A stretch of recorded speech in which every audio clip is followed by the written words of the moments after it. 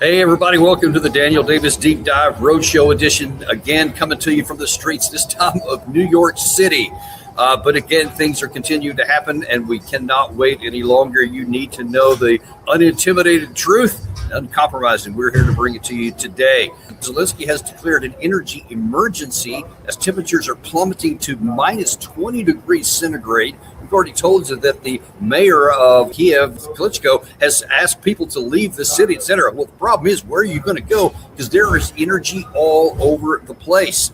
And the problem is, though, this is just one of the many problems Ukraine has. Now, just last night in Ukraine, the wheels are starting to come off domestically inside their own Rada. Here is former Foreign Minister Tymoshenko just almost losing it on the Rada floor. Я хочу заявити, що ми як боролись, так і будемо боротися проти брудної, всеохоплюючої масштабної корупції, яка сьогодні охопила всі гілки влади України і яка руйнує нашу обороноздатність, руйнує можливість України захищатися. Україна перетворена в корупційний хаб на всіх рівнях, починаючи від голови і до останнього чиновника. Yeah, she didn't say the word Zelensky, but nobody has any doubts exactly what she meant from the top official down to the bottom. And listen, this corruption has been going on for a long time. And it's been one of the worst kept secrets in the West. And everybody knows it. Everybody's known it all the way through. But they're like, all right, that's just the cost of doing business. That's how Ukraine was before the war. That's how it is now. But it's a necessary evil. Well, I guess a couple of months ago, toward the end of last year, it started blowing up even more. It wasn't just an inconvenience, but it started to erode even at the right hand and left hand of Zelensky. And at the time we were talking about, if your right hand and your left hand have been caught red-handed, that probably means the guy in the middle of those two hands is also complicit. And there's been so many people have been saying this all from the outset. Now then, it's being said on the inside. And up to this point, and it's through the first almost 4 full years of war, Ukraine has been able to hold it together, and they've been able to hold some sense of unity, even among the politicians inside the country that were otherwise against one another, or just standard, politicians left against right, or this party against that party. Well, now that you're seeing it's so bad that now that facade of unity is coming off. And when you have somebody of her stature, and she's liked by a lot, she's hated by a lot, that's not really that important. She's a former prime minister, but she carries a lot of weight in the Rada, and many people listen to her. And now that she's saying, forget about unity, forget about this. This corruption is destroying us from within.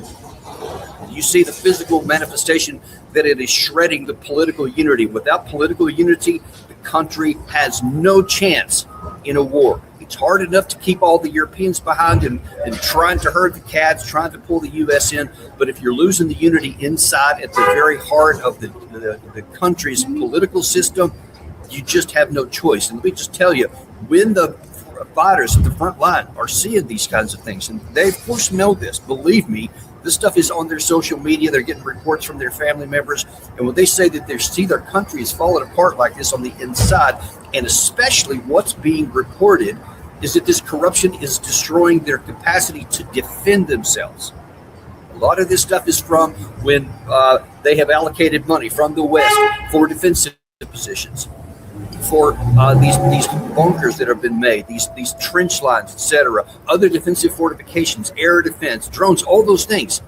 So much of that money is being diverted into somebody else's pocket, or just sent overseas and stashed, waiting for the day that many of these people know is inevitable, that the war is lost, and they'll just keep on in their position as long as they can, funneling this money out somewhere else, putting it in a bank account, putting it in a house, cars, whatever, somewhere else, until the gravy train runs out, and then they'll escape and go to get it. They've already got their golden parachutes already in place, believe me, and now it's starting to be manifest even out in public.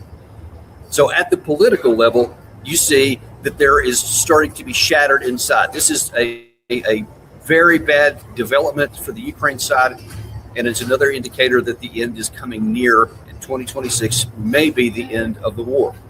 It's also on the front line. And of course, we talked about yesterday. Let me show you again, because this cannot be separated. These things are definitely very closely tied. You had the active defense minister, also from the Rada floor, also with a lot of passion, getting upset about what he sees is happening on the front line. Я не хочу бути популістом, хочу бути реалістом. Міністерство оборони потрапляє в мої руки з мінус 300 мільйонами українців, які знаходяться у розшуку, і 200 тисяч СЗЧ. Тому нам потрібно вирішити, зробити нашу домашню роботу щодо тих проблем, які є сьогодні, для того, щоб можна було рухатися далі. He's saying, listen, it's bad enough that I have a shortage of manpower on the front, that we don't have as many people as the Russian side does. It's bad enough that we can't get all the equipment we need, all the ammunition, all the construction that we need because of the corruption in our own country. But now then, not surprisingly, the guys that we do have, the guys that we do force mobilize, are fleeing the battlefield in larger numbers. And he didn't even talk there about the casualties they suffer, which are still, in some reports, over or near 1,000 per day, killed and wounded. You can't suffer those kinds of casualties when you can't replace them, and that is the problem over and over. So there's 200,000, and I've seen reports that it's actually closer to 500,000, at least since the war. I don't know if that 200,000 is just in the year 2025, which it may be, but the cumulative number is somewhere around 500,000 that I've seen, because 2025 was definitely the biggest year where they lost a lot of these AWOL, etc. And that also is not surprising, because, listen, for all of these claims that we keep making in the West, especially, UK and France and Germany, talk about how loud these people and how brilliant they are and how brave they've been and how fierce they fought. And all that is true. But when you say, just keep going. Lindsey Graham, remember, famously said, just keep on going and dying for your country. Y'all should keep on. In fact, you should lower the mobilization. You remember he said that last year too. Oblivious to the personal human cost to their country. Well, the people aren't blind to this. These troops aren't blind to it. They see it. And they are voting with their feet. They don't want to just go into a situation where they know they're going to die. Why would anyone want to do that? And now that it's no longer about patriotism, about the integrity of fighting for your country, because it is near suicide to continue fighting. And now that they're showing in massive numbers that's the case. Well, if that wasn't enough, if your political disunity is causing fractions on the inside of your country, if at the front line you're falling apart, also in the air from the Russian side, the de-energy system and plan that the Russians are doing is starting to really have its manifestation. And it's more and more evident that Ukraine simply cannot survive this. Volodymyr Zelensky, in light of temperatures that have plummeted to 20 below 0 centigrade in Kiev and other regions of the country, and now they don't have the capacity to heat, they don't have the capacity for electricity, they're declaring an energy emergency. And Zelensky has said it is just so bad, we just cannot stop this. And if that wasn't enough, if you could put that full screen up there of that same headline, because I want to pull a piece out of that.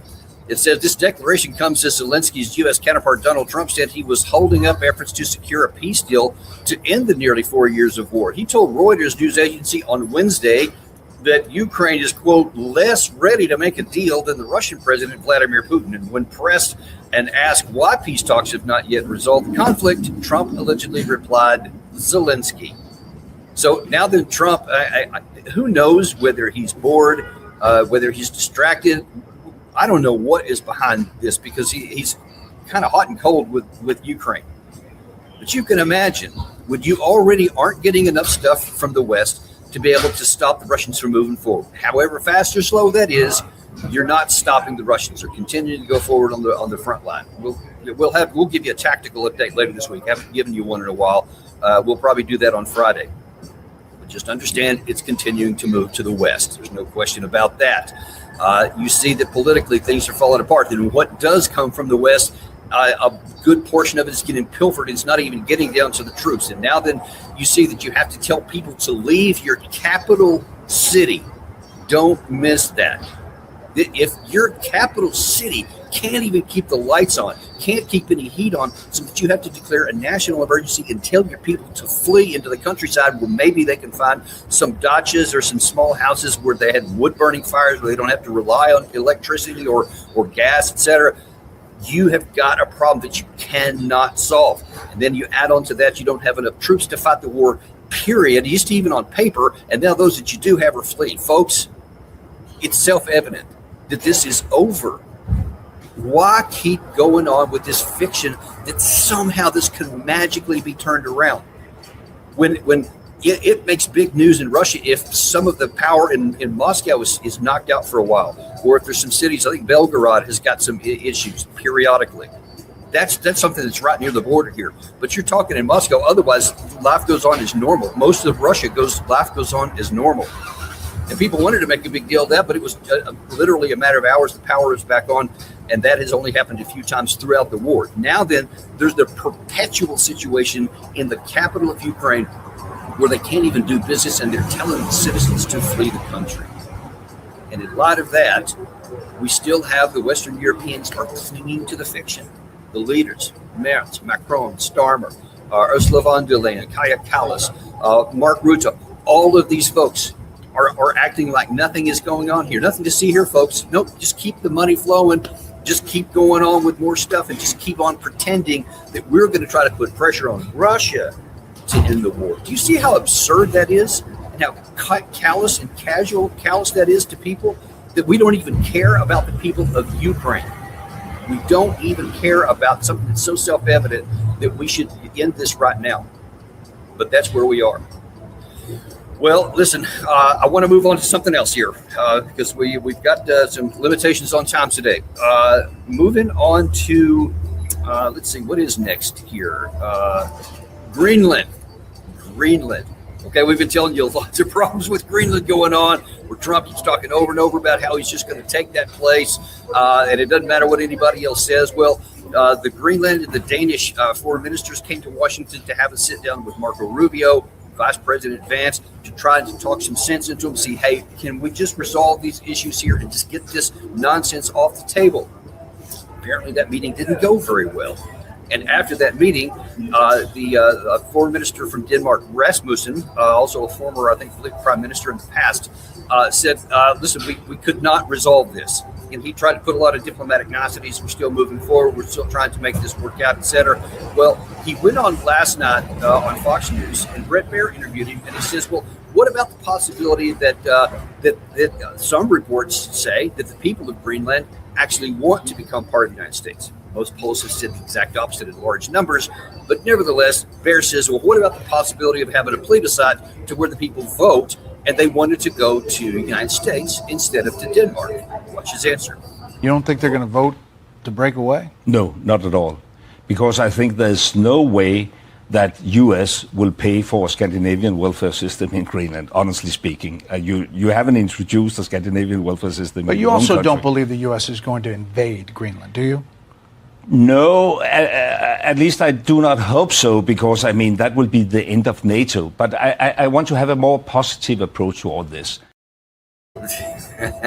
He says, yeah, we'll let in NATO. Will do you think Trump will invade anyway? And you saw he couldn't just say, oh, no, of course he wouldn't do that. He couldn't say that. He just met with the Secretary of State and the Vice President of the United States. He didn't meet with Trump, but he met with them. And obviously that message was, I hope not.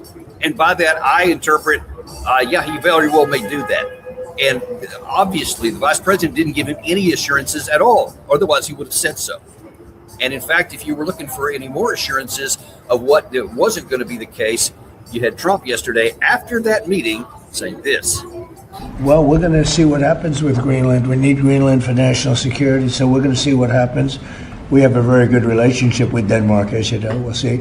But if we don't go in, Russia's going to go in and China's going to go in. And the problem is, there's not a thing that Denmark can do about it if Russia or China wants to occupy Greenland. But there's everything we can do. You found that out last week with Venezuela. There's everything we can do about things such as that. Not going to happen.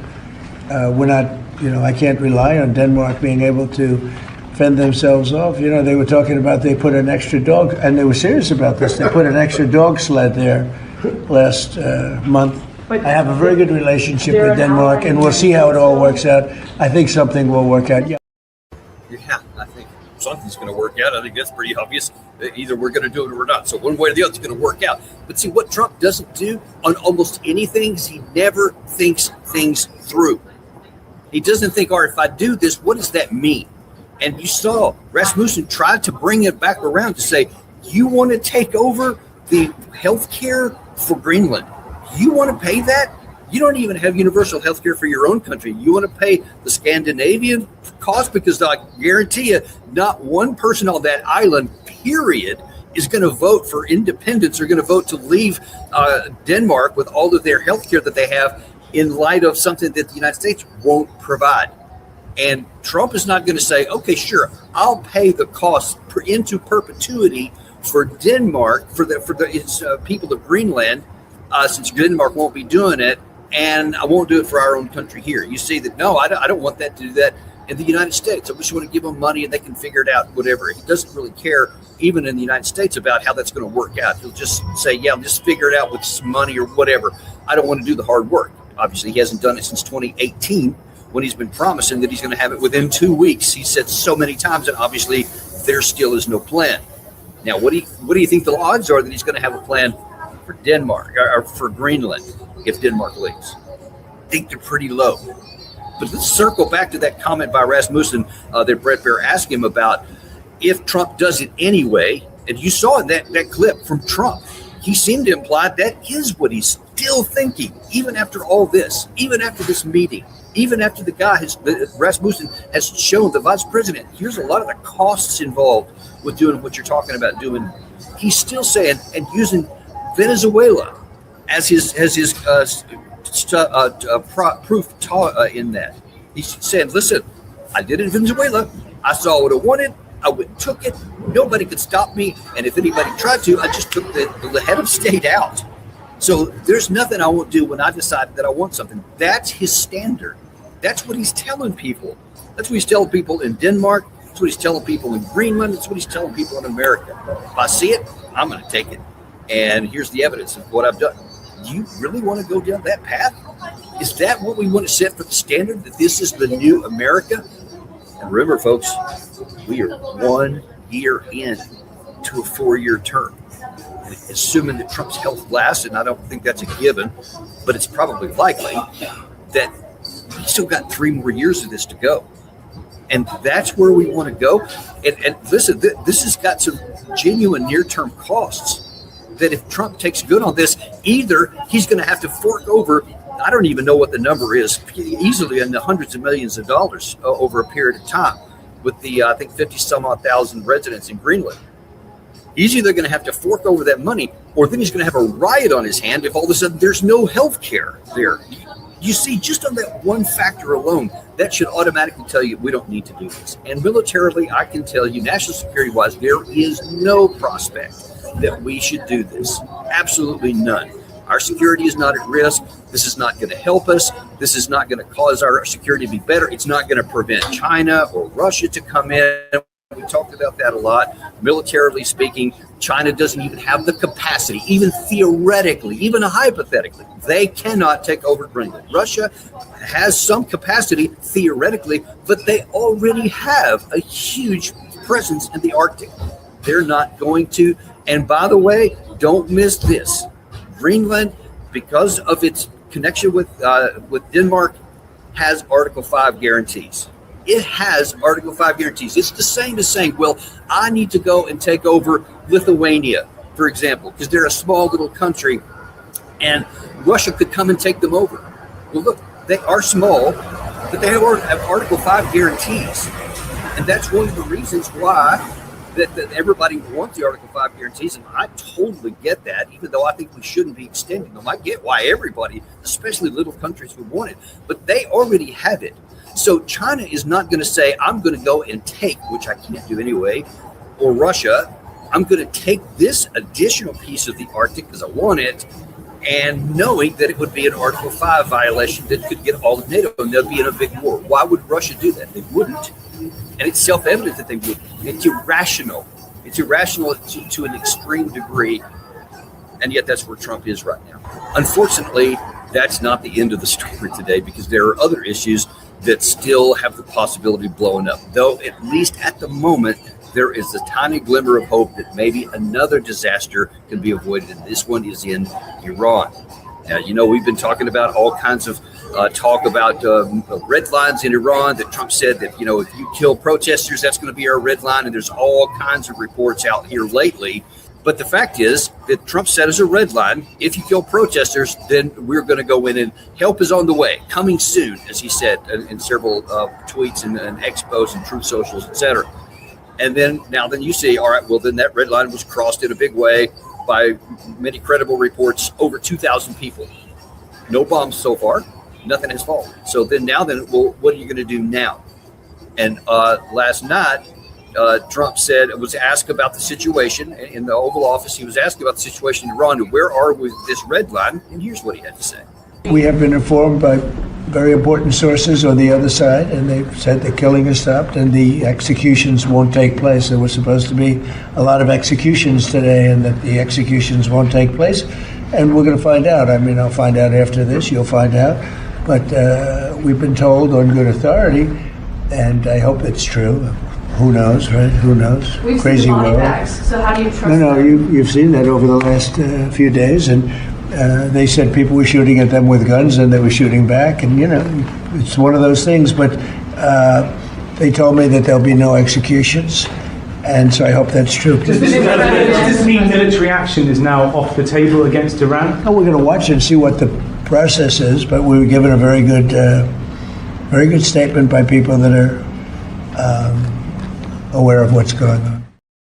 Now, what that sounds like is that maybe the reality of what would happen if he takes military action has finally gotten through to him. And he recognizing the foolhardy nature of trying to go forward and making good on this red line. So it sounds like he's trying to give himself cover to walking it back. That's paper thin, but I'm all for it. Because if he uses this as a justification to not do something and say, oh, well, apparently the killing stopped. Now the red line is not just to kill protesters, because they did that in thousands, but now they just have to stop the killing. Okay, well, apparently they stopped the killing, so he reports.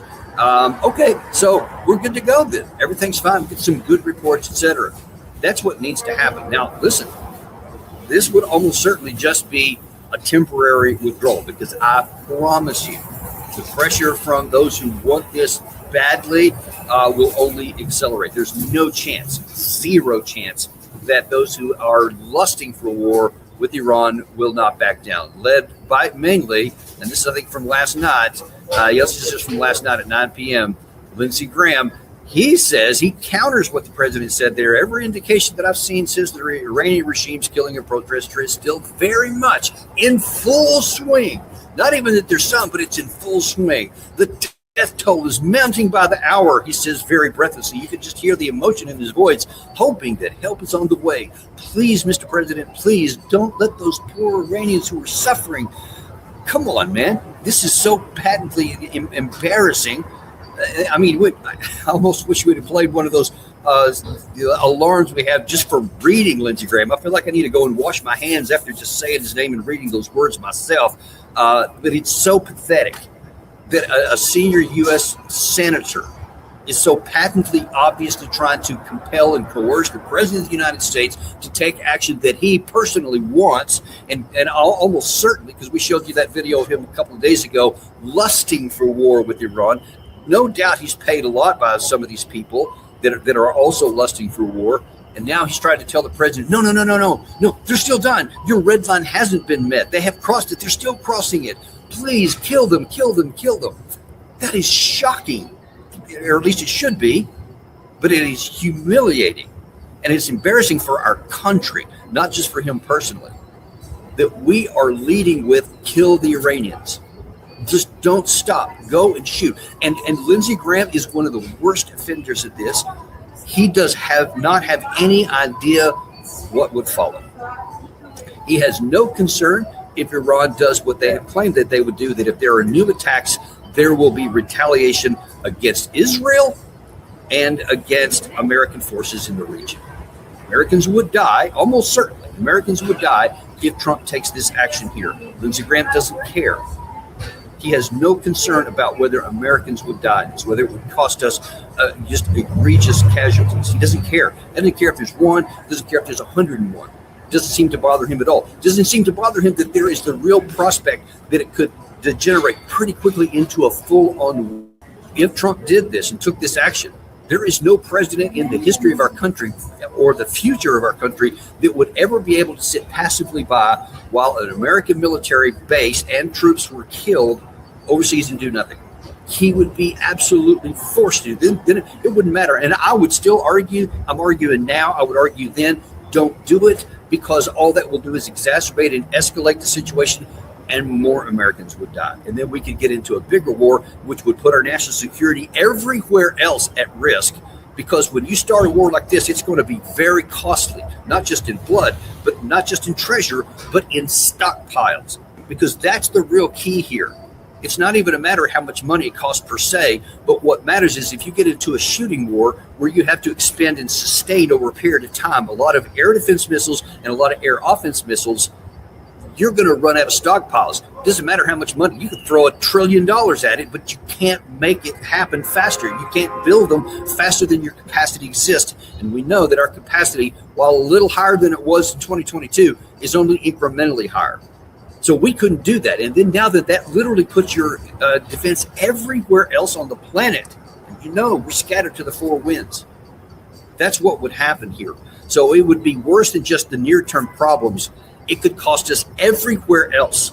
And I fear that people would take advantage of it, of the opportunity.